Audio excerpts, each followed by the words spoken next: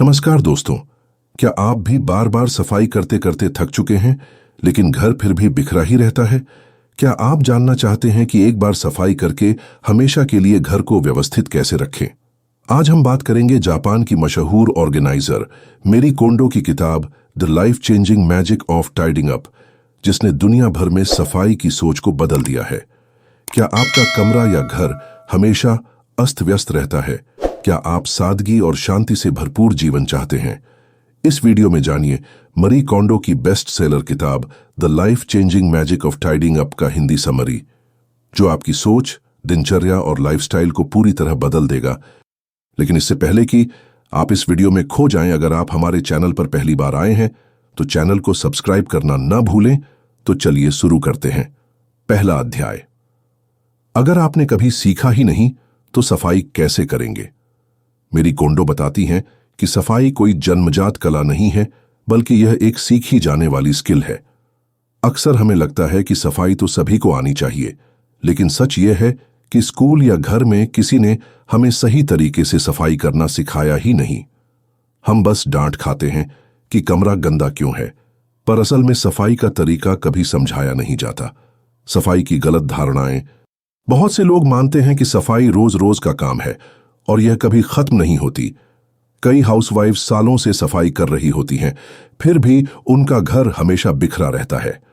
मेरी कोंडो कहती हैं कि समस्या हमारे तरीके में है, न कि मेहनत में। अगर सही तरीके से एक बार में पूरी लगन से सफाई की जाए तो दोबारा बिखराव नहीं आता। कॉनमारी मेथड का परिचय। मेरी कोंडो का तरीका है कॉनमारी मेथड। इसमें दो मुख्य नियम बताते हैं। पहले, अनावश्यक चीजें हटाओ, फिर जो बचा है उसे सही जगह दो। लेकिन सबसे बड़ी बात, हर चीज को हाथ में लेकर खुद से पूछो, क्या यह मुझे खुशी देता है? अगर जवाब हाँ है तो रखो, अगर नहीं तो धन्यवाद कहकर विदा करो। सफाई का असली असर। मेरी कोंडो मानती हैं कि बिखरा हुआ घर बिखरे हुए मन का संकेत है। जब आप अपने आसपास की चीजें व्यवस्थित करते हैं तो आपके मन में भी स्पष्टता आती है। सफाई सिर्फ बाहरी नहीं, बल्कि अंदरूनी बदलाव भी लाती है। इससे आत्मविश्वास, ऊर्जा और जीवन के प्रति सकारात्मकता बढ़ती है। पहला कदम, कमिटमेंट। मेरी कोंडो कहती हैं कि सफाई की शुरुआत मन से कमिटमेंट करने से होती है। आपको ठान लेना है कि आप अपने घर और जीवन को बदलना चाहते हैं और इस प्रक्रिया को पूरी ईमानदारी से अपनाएंगे। अगर सफाई करना इतना आसान है तो ज्यादातर लोग इसे अधूरा क्यों छोड़ देते हैं? क्या असली चुनौती सिर्फ चीजें हटाना है या इसके पीछे कुछ और गहरा कारण छुपा है? जानने के लिए अगले अध्याय में बने रहिए, जहां हम जानेंगे क्यों हमारा सामान हमें छोड़ने नहीं देता। दूसरा अध्याय, क्यों हमारा सामान हमें छोड़ने नहीं देता। भावनाओं का बोझ। मेरी कोंडो इस अध्याय में बताती हैं कि हम अपने पुराने सामान को इतनी आसानी से क्यों नहीं छोड़ पाते। असल में हर चीज के साथ हमारी कोई न कोई भावना या याद जुड़ी होती है। कुछ चीजें हमें हमारे अतीत की याद दिलाती हैं, जैसे स्कूल के नोट्स, पुराने कपड़े या गिफ्ट्स। कुछ चीजों को हम भविष्य के डर से रखते हैं, कहीं बाद में जरूरत न पड़ जाए। कई बार हमें लगता है कि चीज फेंकना पैसे की बर्बादी है या किसी ने गिफ्ट दिया है तो उसे छोड़ना गलत होगा। गिल्ट और डर। मेरी कोंडो कहती हैं कि सामान छोड़ने में सबसे बड़ी बाधा है गिल्ट, अपराध बोध और डर। अगर मैंने ये फेंक दिया और बाद में जरूरत पड़ी तो? ये तो मेरी मम्मी ने दिया था, इसे कैसे छोड़ दूं? इतने पैसे खर्च किए थे, अब फेंकना अच्छा नहीं लगेगा। यादों से आगे बढ़ना।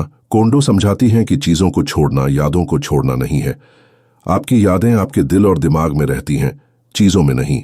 अगर कोई चीज आपको खुशी नहीं देती तो उसे जाने दें। चीजों को धन्यवाद कहें, थैंक यू फॉर सर्विंग मी, और फिर उन्हें अलविदा कह दें। भविष्य की चिंता छोड़ें। बहुत से लोग सोचते हैं शायद कभी काम आ जाए। मेरी कोंडो कहती हैं कि अगर वह चीज पिछले कई सालों से आपके काम नहीं आई तो आगे भी शायद ही आए। अपने घर को स्टोरेज न बनाएं, बल्कि उसे पावर स्पॉट बनाएं, जहां सिर्फ वही चीजें हों जो आपको खुशी दें। सामान छोड़ने का सही तरीका, हर चीज को हाथ में लें और महसूस करें कि क्या वह आपको खुशी देती है। अगर नहीं तो उसे धन्यवाद कहें कि उसने आपके जीवन में अपना रोल निभाया। फिर उसे जाने दें ताकि आपके जीवन में नई ऊर्जा आ सके। क्या आप जानते हैं कि सफाई की शुरुआत किस चीज से करनी चाहिए? कपड़े, किताबें या कुछ और? अगले अध्याय में जानिए सफाई की सही क्रम क्या है और क्यों? बने रहिए, क्योंकि अगला कदम आपके सफाई के सफर को पूरी तरह बदल सकता है। तीसरा अध्याय, सफाई की सही क्रम क्या है, मेरी कोंडो इस अध्याय में सफाई के क्रम, ऑर्डर की अहमियत को विस्तार से समझाती है। वे कहती हैं कि अगर आप बेतरतीब ढंग से सफाई शुरू करते हैं, कभी किचन, कभी ड्रॉर, कभी किताबें, तो नतीजा सिर्फ थकावट और अधूरापन ही मिलता है। इसलिए सफाई का एक निश्चित क्रम होना चाहिए, जिससे न सिर्फ सफाई आसान हो बल्कि आप सही फैसले भी ले सकें। कोम्मारी मेथड का क्रम, मेरी कोंडो ने सफाई की 5 मुख्य श्रेणियां तय की हैं और वे हमेशा इन्हीं के क्रम में सफाई करने की सलाह देती हैं। कपड़े, सफाई की शुरुआत कपड़ों से करें, क्योंकि भावनात्मक रूप से इनसे जुड़ाव कम होता है और इन्हें छांटना अपेक्षाकृत आसान है।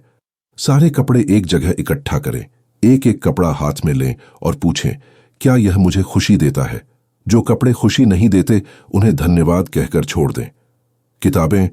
किताबें हमारी यादों और ज्ञान का हिस्सा होती हैं, पर जरूरी नहीं कि हर किताब अब भी हमारे लिए उपयोगी हो। सभी किताबें एक जगह रखें, हर किताब को छूकर महसूस करें कि क्या वह अब भी आपके लिए मायने रखती है।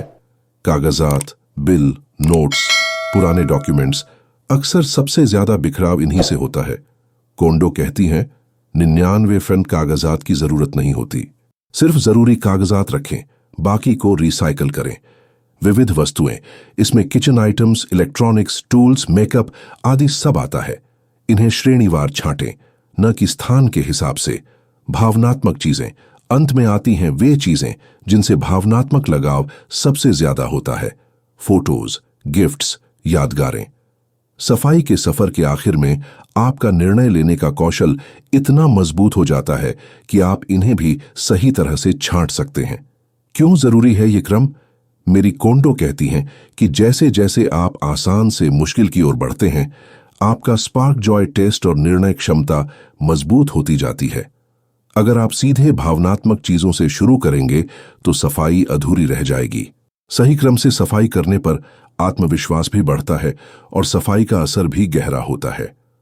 प्रैक्टिकल टिप्स, हर श्रेणी की सारी चीजें एक साथ निकालें ताकि आपको असल में पता चले कि आपके पास कितना सामान है। सफाई के दौरान सिर्फ रखने और छोड़ने का फैसला करें, न कि सामान को व्यवस्थित करने का। हर श्रेणी के बाद खुद को शाबाशी दें। यह सफर आसान नहीं, लेकिन बेहद फायदेमंद है। क्या आपने कभी सोचा है कि जो चीजें आप रखते हैं, उन्हें कैसे इस तरह व्यवस्थित किया जाए कि वे न सिर्फ सुंदर दिखें, बल्कि हर दिन आपको खुशी भी दें? अगले अध्याय में जानिए, सही तरीके से चीजें कैसे व्यवस्थित करें ताकि घर हमेशा सुकून और ऊर्जा से भरा रहे। बने रहिए, क्योंकि अगला चैप्टर आपके घर की सुंदरता और पॉजिटिविटी को दोगुना कर सकता है। चौथा अध्याय, चीजों को व्यवस्थित करने की सही कला। व्यवस्थित करने का मतलब सिर्फ जमाना नहीं। मेरी कोंडो इस अध्याय में समझाती है कि सफाई का असली जादू सिर्फ अनावश्यक चीजें हटाने में नहीं, बल्कि बची हुई चीजों को व्यवस्थित करने के सही तरीके में छुपा है। अक्सर लोग सोचते हैं कि अलमारी में चीजें ठूंस ठूंस कर भर दें या डिब्बों में सब कुछ छुपा लें तो घर साफ दिखेगा, लेकिन असल में यह सिर्फ अस्थायी समाधान है। कोंडो कहती हैं, हर चीज को उसका घर दें, यानी हर वस्तु की एक निश्चित जगह होनी चाहिए। वर्टिकल स्टोरेज का जादू, मेरी कोंडो का सबसे अनोखा और लोकप्रिय तरीका है वर्टिकल स्टोरेज। कपड़ों को मोड़कर खड़ा करके रखें ताकि हर कपड़ा साफ दिखे और निकालना आसान हो। डिब्बों, ड्रॉर्स या शेल्फ में चीजों को ऊपर नीचे रखने की बजाय साइड बाय साइड रखें। इससे आपको एक नजर में सब कुछ दिख जाएगा और बिखराव नहीं होगा। संगठन के नियम, हर चीज की जगह पक्की करें। घर के हर सदस्य को पता होना चाहिए कि कौन सी चीज कहाँ मिलेगी। इस्तेमाल के बाद चीज को उसी जगह रखें। समान चीजें साथ रखें। एक ही श्रेणी की चीजें एक साथ रखें, जैसे सभी पेन एक डिब्बे में, सभी किताबें एक शेल्फ में। खाली जगह से डरे नहीं, अलमारियों या ड्रॉर में थोड़ी खाली जगह रखें। इससे ऊर्जा का बहाव अच्छा रहता है और घर भारी भारी नहीं लगता। सजावट और खुशी, मेरी कोंडो मानती हैं कि घर की हर चीज आपको खुशी देनी चाहिए। अपनी पसंद के रंग, डेकोरेशन या खुशबू का इस्तेमाल करें। चीजों को इस तरह रखें कि हर बार देखने पर मन खुश हो जाए। रख रखाव की आदत, जब हर चीज की जगह तय हो जाती है तो उसे वापस रखना आसान हो जाता है। धीरे धीरे यह आदत बन जाती है और घर हमेशा साफ सुथरा रहता है। प्रैक्टिकल उदाहरण, कपड़ों को फोल्ड करके वर्टिकल रखना, किचन में मसालों को एक लाइन में जमाना, बच्चों के खिलौनों के लिए अलग टोकरी या बॉक्स तय करना। क्या आप जानते हैं कि घर को व्यवस्थित रखने की यह आदत आपके मन, रिश्तों और भविष्य पर भी गहरा असर डाल सकती है?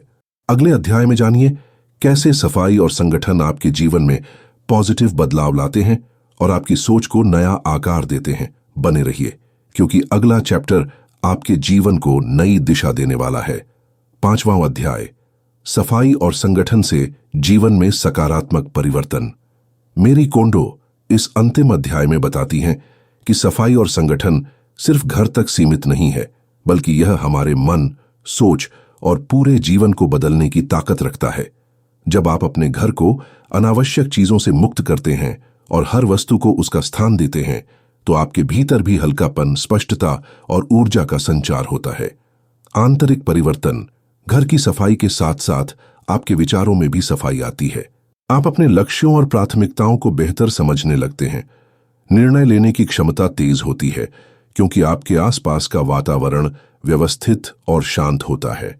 रिश्तों में सुधार, मेरी कोंडो के अनुसार जब घर में बिखराव कम होता है तो परिवार के सदस्यों के बीच टकराव भी घटता है। साफ सुथरा वातावरण सबको सुकून देता है और रिश्तों में सकारात्मकता लाता है। आत्मविश्वास और नई शुरुआत, जब आप अनावश्यक चीजें छोड़ते हैं तो खुद पर विश्वास बढ़ता है कि आप किसी भी बदलाव को स्वीकार कर सकते हैं। यह प्रक्रिया आपको अपने अतीत से आगे बढ़ने और नए अवसरों के लिए तैयार करती है। सफाई के बाद की आदतें, हर दिन 5 से 10 मिनट दें ताकि चीजें अपनी जगह पर रहें। हर नई चीज लाने से पहले सोचें, क्या यह सच में खुशी देगी? समय समय पर अपने घर और मन दोनों का रिव्यू करें। सुझाव, जिंदगी में आगे बढ़ने के लिए सफाई को बोझ नहीं, सेलिब्रेशन समझें। हर बार जब आप कुछ छोड़ते हैं, खुद को शाबाशी दें। परिवार या दोस्तों के साथ मिलकर सफाई करें, इससे यह प्रक्रिया और भी आनंददायक हो जाती है। हर चीज को अपनाने से पहले खुद से पूछें, क्या यह मेरी जिंदगी में खुशी और पॉजिटिविटी लाएगी? अब जब आपने सफाई और संगठन की पूरी प्रक्रिया समझ ली है, तो सोचिए, क्या आप तैयार हैं अपने जीवन के हर क्षेत्र में स्पार्क जॉय लाने के लिए? क्या आप जानना चाहेंगे कि सफाई और आत्म संगठन की यह आदतें आपके करियर, रिश्तों और आत्मविकास में कैसे मदद कर सकती हैं? असली जादू तब शुरू होता है जब आप इन सिद्धांतों को अपने रोजमर्रा के फैसलों और जीवन शैली में उतारते हैं। आगे बढ़िए, अपने जीवन को हल्का, सुंदर और खुशहाल बनाइए। अगर आपको यह वीडियो पसंद आया तो लाइक करें, शेयर करें और ऐसी ही ज्ञानवर्धक किताबों की समरी के लिए हमारे मनचाहे ज्ञान चैनल को सब्सक्राइब करना ना भूलें। मिलते हैं अगली वीडियो में। तब तक के लिए सीखते रहिए, बढ़ते रहिए। नमस्कार।